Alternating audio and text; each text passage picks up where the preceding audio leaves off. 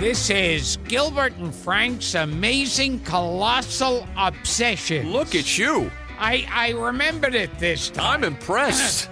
You know, I should have had cue cards all this time. You know what I heard about Carson and cue cards? Did you know this? I heard Jackie, actually. We just had Jackie Martling on the show. That Carson would have his cue card guy move from side to side so he would do the jokes in succession, and you would see him turn his head throughout the course of the monologue. Oh. Did you know that? No. So he would do one to the left and one to the center and one to the right, and he would keep having the guy move. Instead of flipping the cards, he would move down the line in succession. I heard that Speaking Bob of cue cards. Hope, when he was like 500. Well, when his daughter was in his ear on an earpiece. Yes, toward and the his end. eyes were like beet red color. and I heard like the cue cards, like one letter would take up the side of a building. Did you ever see? I think the YouTube has been scrubbed of the last couple of Bob Hope specials, but there's one. There's one where he's Jack Frost. Yes, I remember seeing Bless that. your heart for remembering I that. remember seeing that when it was on. It's terrifying. Yeah, And you can see it. It's on YouTube. Yeah, because he's obvious. He might as well be dead. There's no proof he's not dead. The way he looks like he's been dead for 5 years. Yeah. And he's dressed up in a Jack Frost outfit With and icicles. a pointed beard. He's got icicles hanging off of him. and a pointed hat Yep. with a ball on top. Yep. And surreal. she's Dolores is doing all the singing. Yes. And it is hard. And you could see if he is alive, he has no fucking idea of his gold. own name. It's gold. Hey, Every now and then he says, "I'm Jack Frost." Oh, yeah. I'm Jack Frost. It's truly wonderful. It's like a Bob Hope puppet. I remember, I think Louis Anderson told me this story that Bob Hope, toward the end of his life, was there, and it's like where he'd look out the tops of his eyes, and he didn't know his name, whatever. And there were a group of people who were old cronies, like old writers and friends, and each one was going up and saying, "Oh, and Bob's a great man and a great humanitarian and a terrific guy and greatest comic who ever, blah, blah, blah." And then one idiot in the crowd starts going, "Speech, speech." And it's like you could see Dolores panicking. Unbelievable. Because, Bob Hope should not be talking. Yes. And so that gets the rest of the crowd going, "Speech, speech, speech, speech." And Dolores nervously puts the mic to Bob's mouth and goes, "Bob, would you like to say something?" And he goes, "Decaf."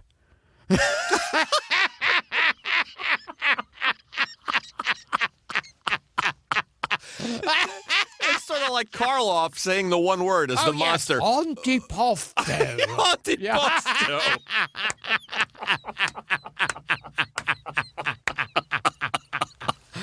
I heard another Bob Go Hope ahead, give it to story. me. Give it to me. We're way off topic. Yeah. Well, I think it'll be Bob Hope this session. Your obsession's going to be Bob Hope. Yes, because I heard another story.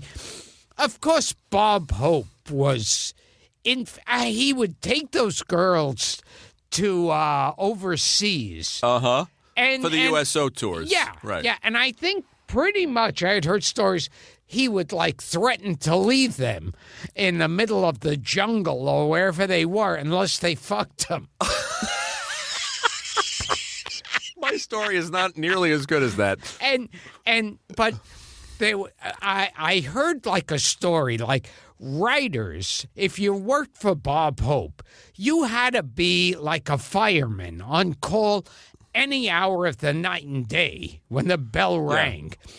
And, so he would think nothing of calling someone up 3 a.m. and go, yeah, he needs some jokes about Nixon going to China. and then they'd have to, get up. In the 90s. Yeah, exactly. And so one time, one of the writers was in bed with his wife, and the phone rang. It was past midnight. And the writer turned to his wife and said, okay, if that's Bob, I'm not here, okay? And so the phone rings, the wife picks it up, and she goes, hello? And it goes, yeah, he's Irving there. And she goes, no, Bob, he's not here. And he goes, well, you know where he's going? And no, I really don't. And, well, you got any way of getting in touch with him? And she goes, no, I really have no way of getting in touch with him. And, and he'll be back. And she goes, no, I don't. and then Hope goes, well, do you have any idea where he is? Yeah, you have any idea where he is right now? And she goes, well, Bob, he told me he was going to your house. And right on cue, Bob Hope goes, gee, I'm sorry, there he is now. He just walked in.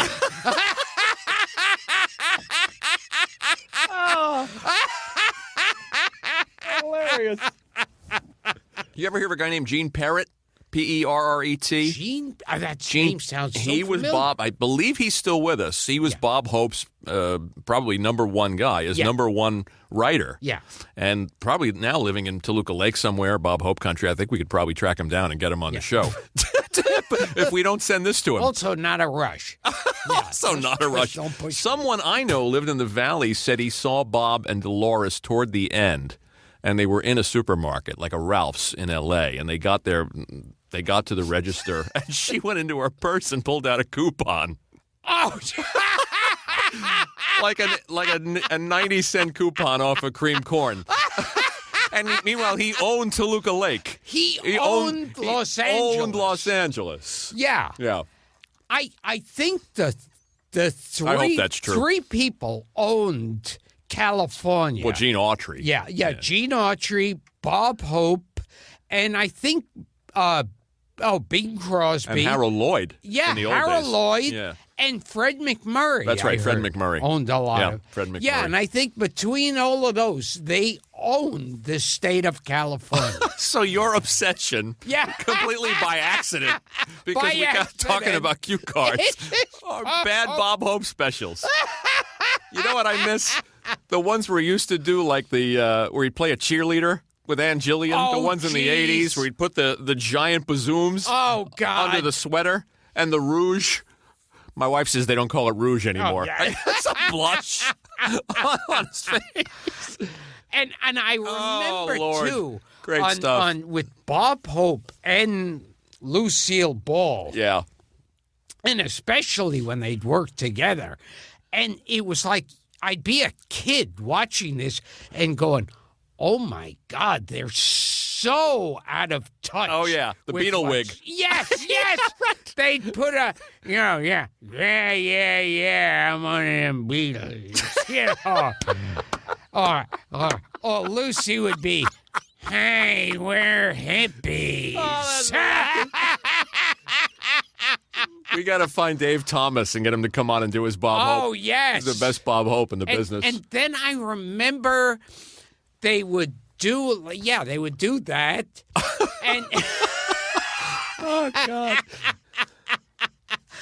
and also, like, in Bob Hope's movies, first he started out as this kind of, like, wacky, eye-rolling, effeminate guy Yeah. jumping around. He was funny. Yep, sure. And then in the later movies... Without he- Bing. Yeah. Yeah. He became that TV Bob Hope. Yeah. Where he just stand there and talk, and it looked like he was take time for the laugh. Yeah. Like they put in a laugh track. And, We do that mug face. oh, yes. They used to have the football All-Americans would run out on the old Bob Hope specials. The college All-Stars would come out, and each one of them would hit their mark and say, "Hi, Mr. Hope.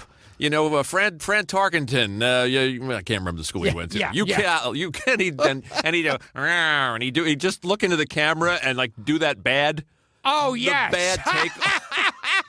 And he had a line for each one of them for like 40 players as they would run out. And I remember, there were those later movies like Cancel My Reservation. Yeah. And which they'd never allow now. Because of the racism.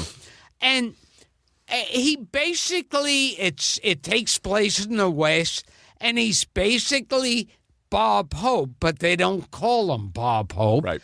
And at the end, there's like a scene where it's a lynch mob, and the lynch mob is basically doing a Bob Hope roast. And it's like, and it's so fucking obvious that none of these people were there on the same day or even on the same location. Right. Like they'd pull over and all of a sudden there'd be Johnny Carson and then Flip Wilson. Yeah, these cameos. Yeah. And it's like you'd go, oh, they're nowhere near each other. These were probably done months What's apart. worse, the later day Hope movies in the 60s or the specials, the TV specials in the 70s and 80s? Oh, God. If you could find those specials, I think they were taken out of circulation because he was so doddering. Those specials were scary. Yeah, his daughter, Linda Hope, had an IFB in his ear, and she was whispering.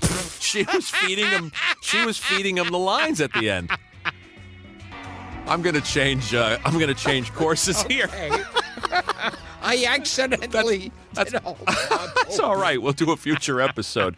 A famous director turned 84 today, and so we've never. I don't think we've ever talked about a director specifically for Ron Howard for one of these things. Yeah. He was a child prodigy, born in Philadelphia. A lot of people think this guy was a Brit because he did his best work in Britain, and that's Richard Lester. Yes, that's one of those people everyone assumed was English because of Hard Day's Night, right? Movies like that. But what's interesting about him, and he turned 84 today. I mean, he's been a recluse for years, which is another interesting thing about him. But he was born in Philly, and he did live television in Philly, and he was influenced by Ernie Kovacs because Ernie Kovacs was working out of the same television studio. And he was a child prodigy. He went to college at 15 and was going to become a psychologist and then fell in love with show business. And he moved to the UK because he thought he would get more work. And that's how he was noticed by Peter Sellers. He went to work for the Goon Show. And that led to the Beatles basically handpicking him to make A Hard Day's Night and Help. And he made some great films. I mean, not only those Beatles films. He was on our original list. We talked about him for the show. I don't think he gives interviews. Yeah. Unfortunately. But did you ever hear a movie called The Knack and How to Get It? Yes, about where it's like the nerdy English guy and the cool... Played by Michael Crawford, who would go on to become the Phantom of the Opera. And he made that between the two Beatle movies.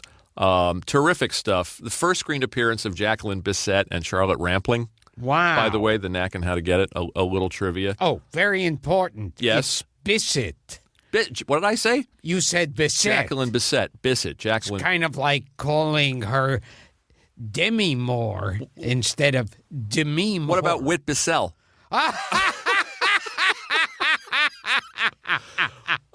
And then he directed A Funny Thing Happened on the Way to the Forum, which was Keaton's last screen appearance. So he worked with all of these great comedians. Yeah. He worked with Keaton. He worked with Sellers and Spike Milligan and the Goons. And then he made an anti-war picture called How I Won the War, the one with John Lennon. Yes. And he has this great body of work. Petulia with George C. Scott and Julie Christie. You know that picture? Oh, yeah. Which he came back to America to do. And you don't hear much about him. maybe if Hard Day's Night is dug out of mothballs, or people are talking about the Beatle movies or some of the old Sellers stuff. But he's really a great director with a great body of work. And interestingly, there was a death of a famous British actor on the set of his last movie. And there is some speculation that he held himself responsible for the death of this British actor named Roy Kinnear, who was injured in a stunt and broke his pelvis and then died of a heart attack in the hospital. Oh. And that was in the late 80s, and he never directed another film. Because he made those Three Musketeer pictures, the ones with Raquel Welch and Christopher Lee. And what's Michael his York. name in it? Reed? Oliver Reed was one of the Musketeers, and Michael York. He made a revisionist Robin Hood movie called Robin and Marion with Sean Connery. He did some really great work. And influenced Scorsese and Soderbergh and Coppola and the Coen brothers. And so if you guys don't know Richard Lester, look at his stuff. It's funny. It just gets me onto another thing of someone was talking to John Lennon, and he said when they were making A Hard Day's Night, they had sent this writer to travel with them. And he said the writer came up with, John's the sharp one, Paul's the whimsical one, Ringo is the silly little kid, George is the serious. And he said it was, John said it was all bullshit. Oh, sure. Yeah. Oh, sure. But those films are so much fun. Hard Day's Night it's just still a joy. Works. Yeah, it's just a joy. I just saw it in a movie theater, and, I think 2 years ago or last year. And you got to see the difference here. Well, I mean, not like you were expecting it to be A Hard Day's Night, but the Spice Girls movie, Spice World, was trying to be Hard Day's Night. You saw the Spice Girls movie? Well, 10 times. Incredible. Because you don't get the full story. Right. Of course. You got to come back. So, and you remember my Jessel Bissell Bissett. Of course. Christine. Of course. That's what I was referencing. Yes. I never knew it was Jacqueline Bissett. Bissett. All these years. Bissett, Bessel. With Bissell. Yeah, Ted Bessel. Right. Whit Bissell. Georgie Jessel. Isn't there a joke, that a review by the Jewish press? We like Bissell, but only... we like Bessel, but only a... Oh, the Jewish press says we like Bessel, but only a Bissell. That's the first time I ever saw you do stand-up at the comic strip. I saw you do that bit. Yeah. In the I'm going to date myself and you, in the late 70s. Oh, geez. Early 80s. Oh, geez. So Richard Lester worked with everybody from the Beatles to Peter Sellers to Buster Keaton to Zero Mostel, Peter Cook and Dudley Moore. Marty Feldman is in The Bed-Sitting Room, which is a post-apocalyptic comedy. Look at his films. He hasn't made a film in a long time. It's a long shot to get him on the show, but boy, wouldn't that be fun? Oh, that would be to talk to great. him about those Beatles movies. So today... And then Ann Gillian to talk about, and then we'll call Ann Gillian to talk about talk about Bob and Brooke Shields.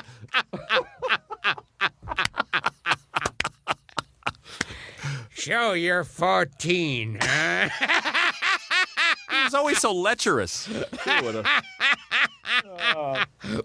So we've been talking about the great director Richard Lester. Richard Lester, who was not British. And the sad, hysterical decline of Bob Hope. This has been... Colossal depression. Yes, Gilbert and Gottfried's colossal suicidal depression. See you next time.